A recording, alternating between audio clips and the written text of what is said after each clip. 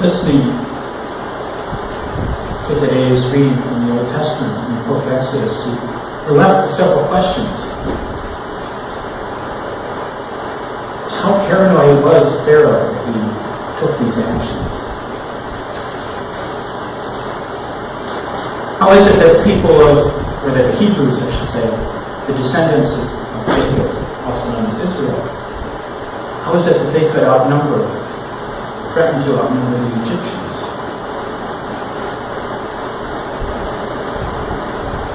Why do the midwives have names that sound like they're from Lion King? Shiphrah, Hur. I think the biggest question, one we're going to look at today, and the one that speaks to us even now, many thousands of years later. The question that gets asked is, how are we going to change the world today? Now, it sounds like a ridiculous question. I can almost hear you. What kind of delusions of grandeur do you think we have? I'm just one of 300 million people in this country, one of 6 or 7 billion in this world. How am I going to change the world? What difference could I possibly make? So it does sound like a ridiculous question. But I want to invite you to turn the clock back. We'll turn it back to about 1300 BC or 1500 BC. We're not exactly sure what time because we don't really know when the events of Exodus took place. There's 3 schools of thought. One says that the story begins about 1500 BC. That's called the early date. Another school of thought says that this story started about 1300 BC, and that's called the late date. And of course, as these things go in biblical scholarship, both sides are very convinced that they're right, and that the other side is just misreading the evidence. And these discussions, if you read them, can get quite heated, and it can be kind of fun to look at. And of course, the third school of thought that I mentioned was that it never happened at all. This school of thought arises from the fact that there are no Egyptian records for the Exodus. And this isn't the time or the place to go over that argument, but I would point out to people that think that ancient Egyptian rulers and their minions were not in the habit of recording defeats. They only recorded victories. So we're left with a late date or an early date. But whichever date it was, we could go back and ask that question of Shiphrah and Hur. How are you going to change the world today, ladies? You would probably just say, we're just women. We're just midwives. We help mothers. We catch babies. That's about all we do. How can we change anything?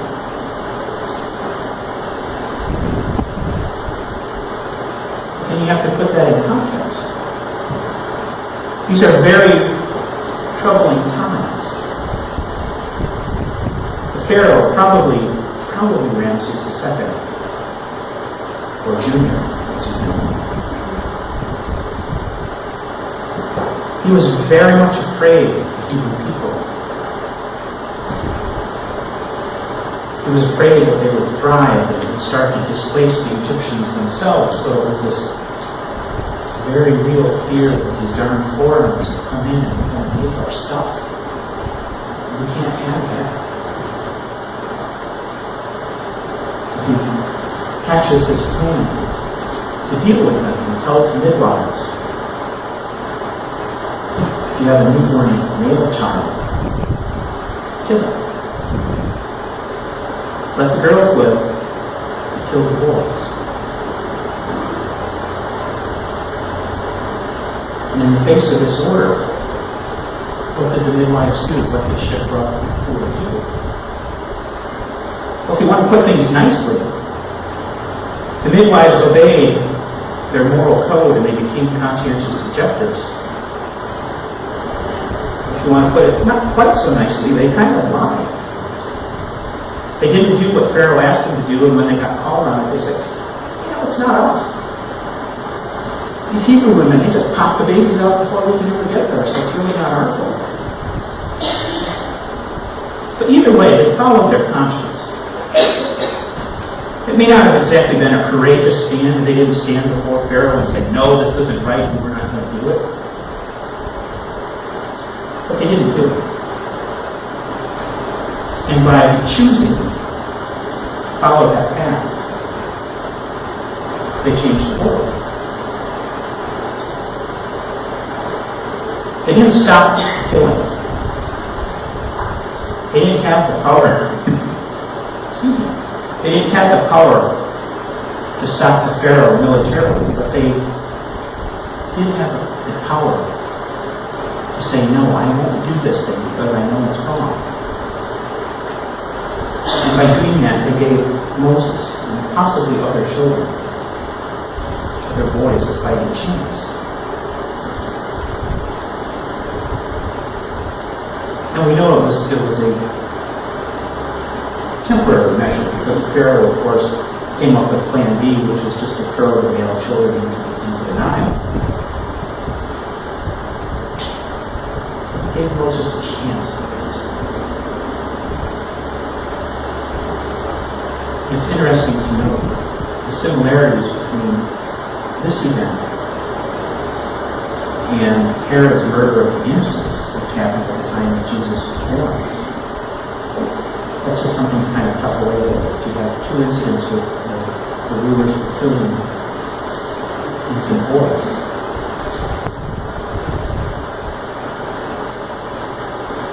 So Shiphrah and Puah took a moral stand. And the taking of a moral stand is something that occurs again and again throughout history. Doing the right thing when it would be much easier, much safer to do the conventional thing, is how fundamental changes in the world occur.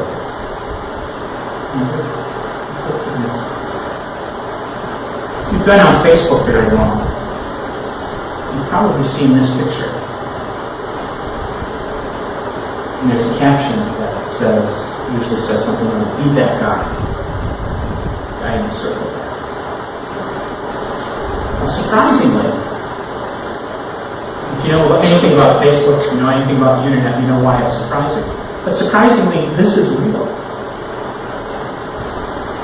This is a real, honest-to-goodness, undoctored photo. It was taken at the launch of the Nazi training ship Horst Wessel, which happened in June of 1936. And you can see the rest of the crowd there giving the Nazi salute, which was legally required by that time in Germany. There's one guy in there. He's just standing there, his arms folded, refusing to give the salute. As I said, the captions urge us to be that guy. And that guy was real. His name was August Landmesser. And he chose to resist. He chose to do that. Because he knew what the Nazis were doing. And he knew what they were doing was wrong.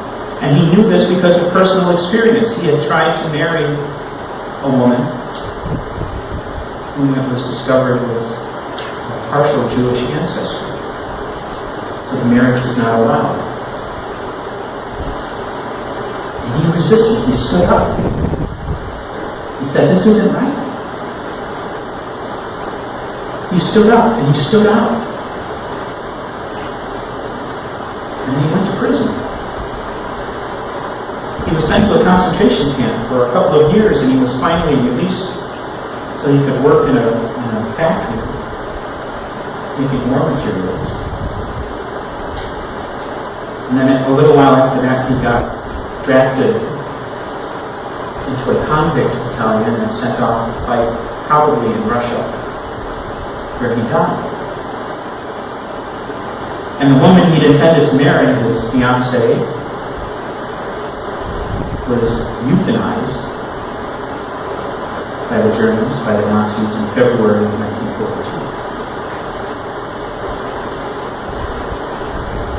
It really happened.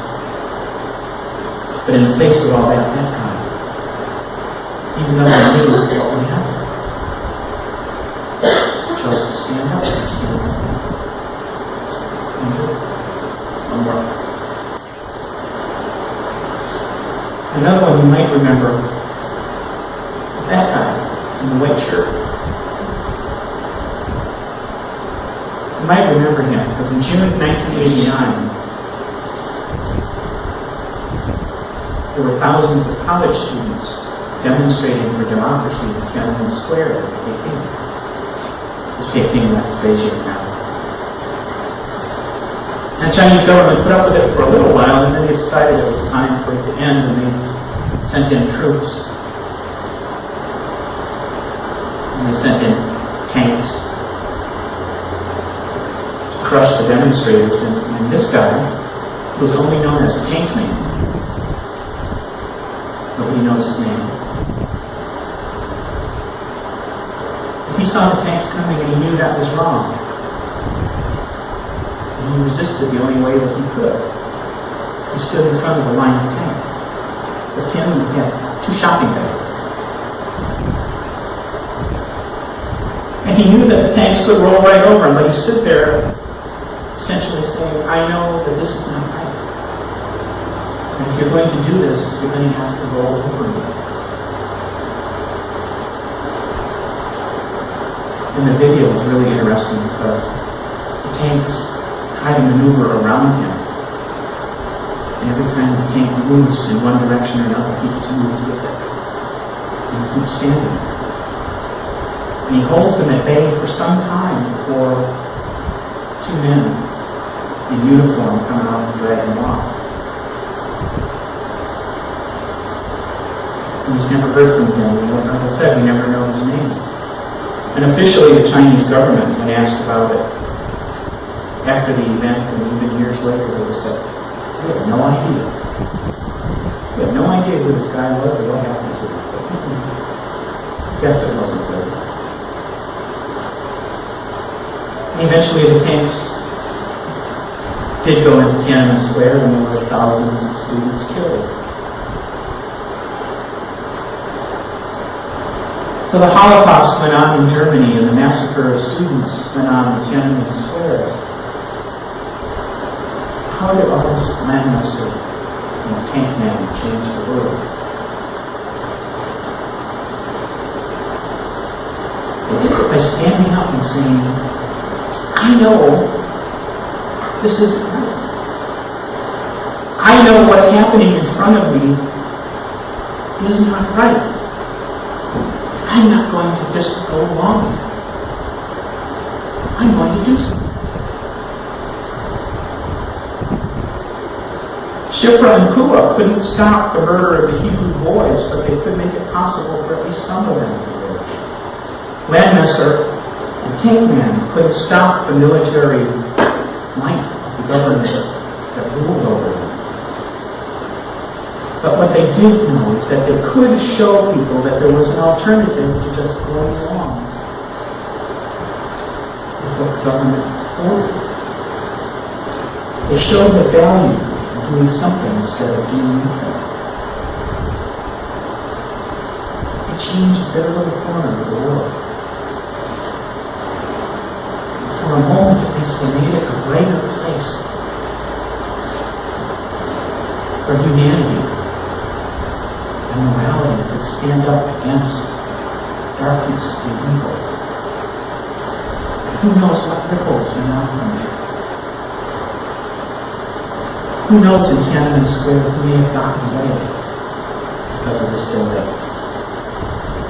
Who knows who might have seen August Landmesser doing this at that rally and started the wheels turning? Maybe got them to do something later.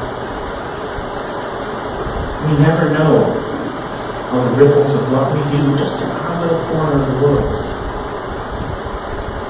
are going to affect everyone else.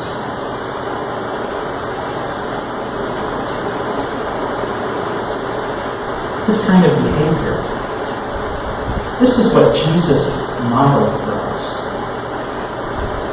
Getting involved is what Jesus modeled throughout his whole ministry.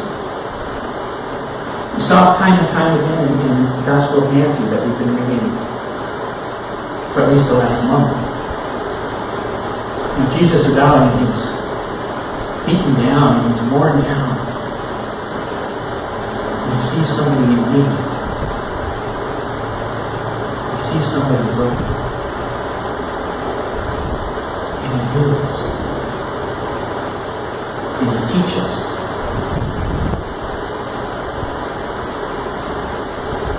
He looks at us and he sees that we're broken, that we need healing. And he reaches out for us.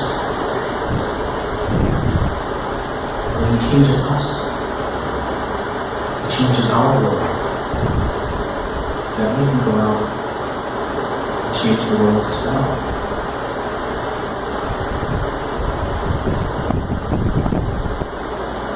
But by modeling behaviors as Christ did, we learn from Christians that there really is not an option. Just leave well enough alone. There is not an option to just say, oh, that's a really bad thing that's going on.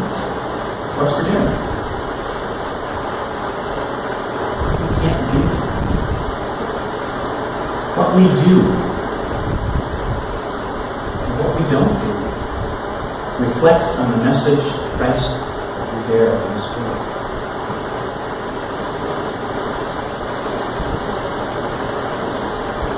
It's tempting, as we start Exodus, it's tempting to just look at the historical happenings and to take the historical perspective and learn how Moses led the people of Israel out of Egypt and how they came to the land of Canaan. All of that, and that's all important. But it is at least as important to look at the actions of the people there. To look at two basically nobodies. There aren't any real nobodies, but to look at two people like Shiphrah and Puah, who are probably the least powerful people we're going to find in Egypt, and to see that they were able to make a change. And that the ripples of what they did spread out and touch us even more.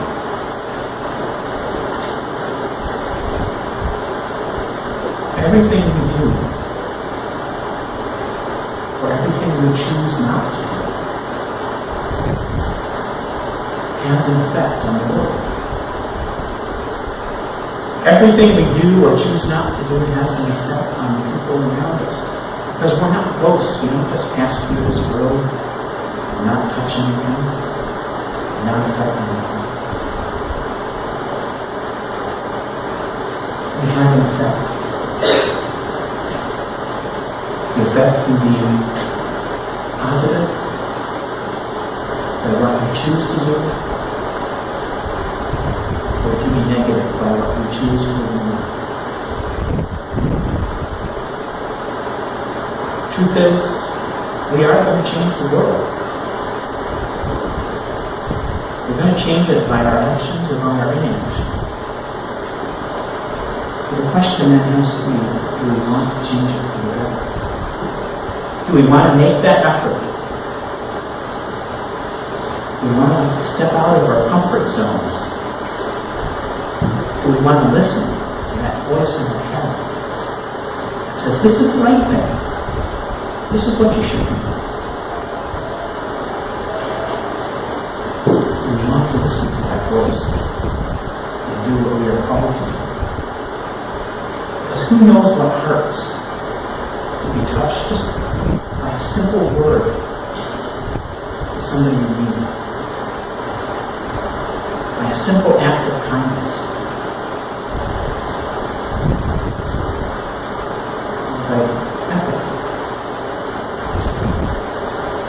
choice is ours. We affect the world by what we do and what we do. So as we go forth today and this week, I invite you to consider carefully how are you going to change the world?